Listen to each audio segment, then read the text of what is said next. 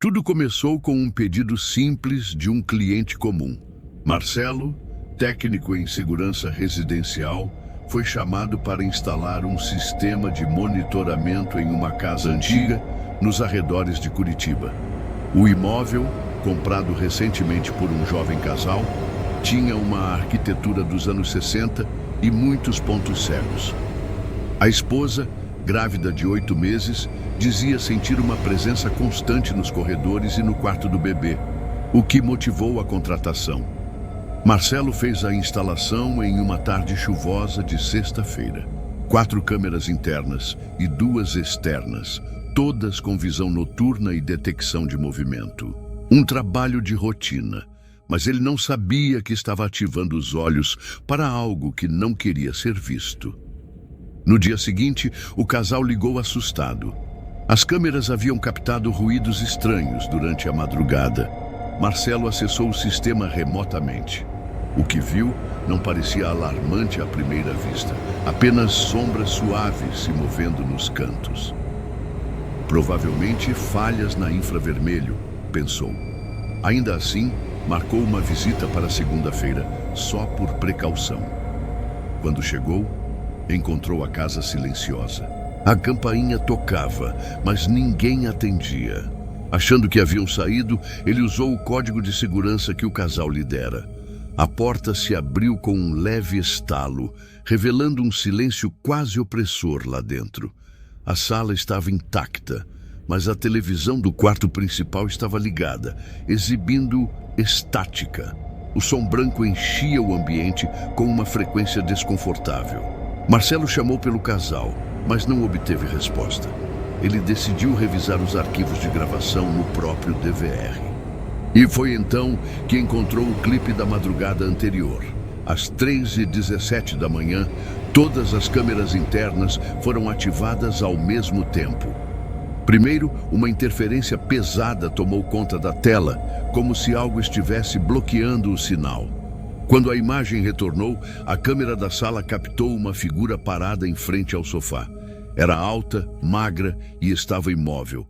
Sua presença não acionou o sensor de movimento. Simplesmente apareceu. Marcelo pausou o vídeo, ampliou a imagem. A figura era escura, quase translúcida, mas com contornos definidos, como uma pessoa feita de fumaça densa. Ela estava voltada para o corredor. Ele avançou o vídeo alguns segundos. A entidade começava a se mover lentamente, quase flutuando. Passava pela sala, entrava no corredor e então parava em frente ao quarto do casal. A imagem da câmera ali ficou estática por mais de 30 segundos. Quando voltou, o quarto estava vazio. Nenhum sinal do homem, da mulher, nem da figura sombria. A cama estava arrumada, como se ninguém tivesse dormido ali. Assustado, Marcelo se levantou da cadeira e começou a procurar pelos moradores. Subiu as escadas, chamou pelos cômodos e então notou algo estranho no quarto do bebê. Todas as paredes estavam riscadas com desenhos feitos à mão. Traços frenéticos, confusos, como se uma criança tivesse desenhado. Mas em cada canto, em cada rabisco, aparecia a mesma silhueta. Alta, fina, com olhos circulares escuros. Marcelo começou a gravar com seu celular, tentando documentar aquilo. Mas o aparelho travava toda vez que apontava para os desenhos. Quando olhou para o berço, encontrou apenas o urso de pelúcia. A criança ainda não havia nascido, mas o clima ali era como se algo estivesse à espera. Ele voltou rapidamente para a sala, pegou seu notebook e começou a baixar as imagens do DVR. Mas notou algo ainda mais perturbador. O sistema havia armazenado gravações ocultas, arquivos com nomes de dias e horários anteriores à instalação das câmeras. Como era possível? Marcelo clicou em um deles. A imagem mostrava a mesma sala, mas com móveis diferentes, mais antigos. A data indicava o ano de 1993. Uma família diferente com 3 filhos. A gravação mostrava um jantar comum. Até que aos poucos as luzes começaram a piscar. As crianças olhavam assustadas para o corredor. A mãe se levantava e então a figura aparecia atrás dela, como uma sombra crescendo na parede, antes de tudo ficar preto. Marcelo não sabia se aquilo era um glitch, uma montagem ou algo mais profundo. Cada arquivo que abria revelava épocas diferentes. 2006, 1981, até mesmo 1972. Famílias diferentes, mas sempre a mesma entidade.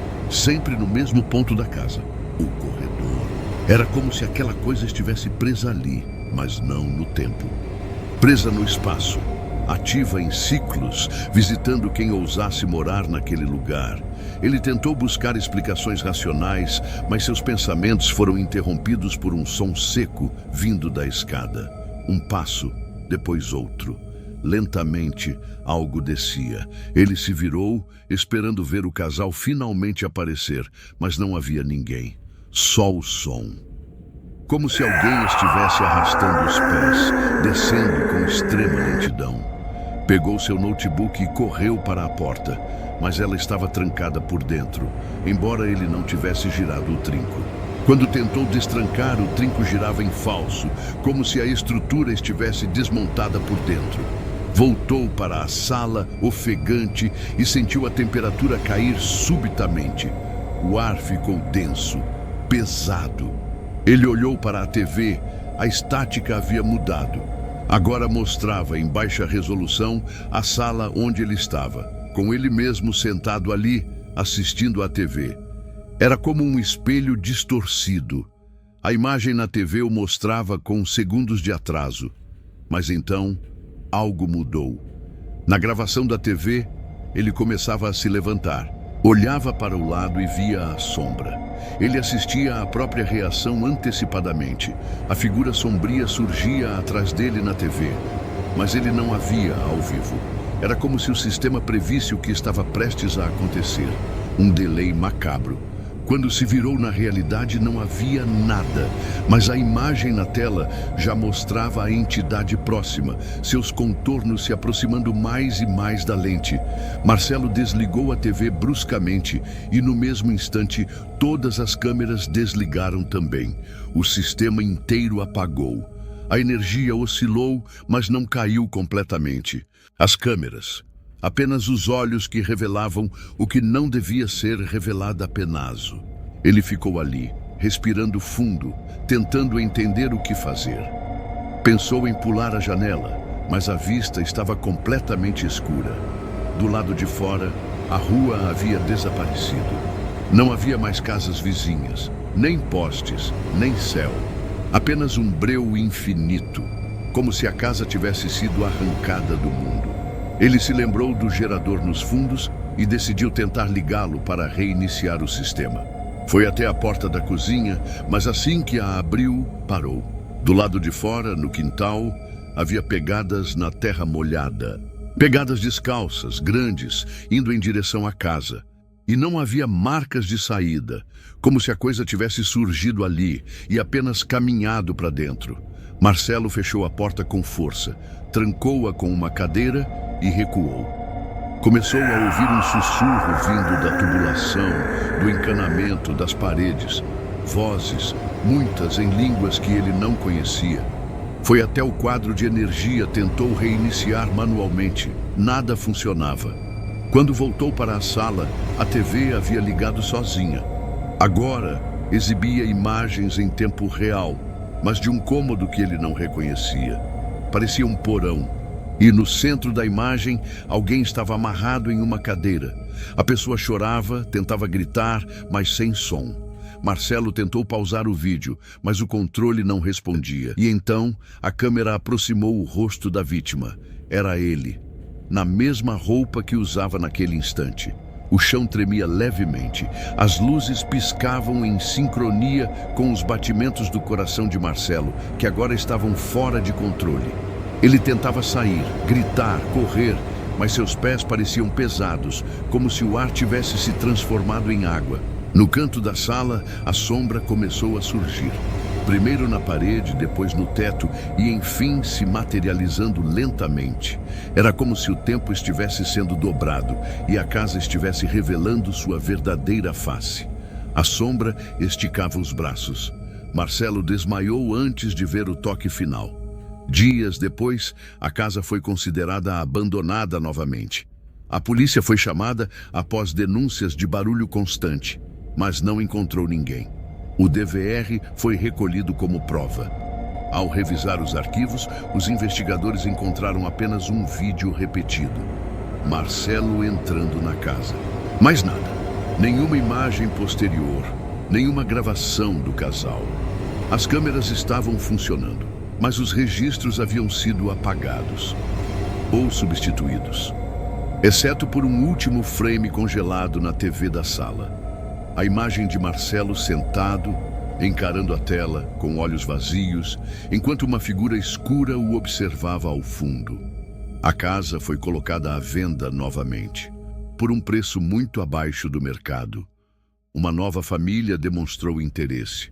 O corretor explicou que ela tinha um histórico complicado, mas nada comprovado. A mulher, grávida de 7 meses, gostou da arquitetura. Disse sentir uma conexão com o lugar.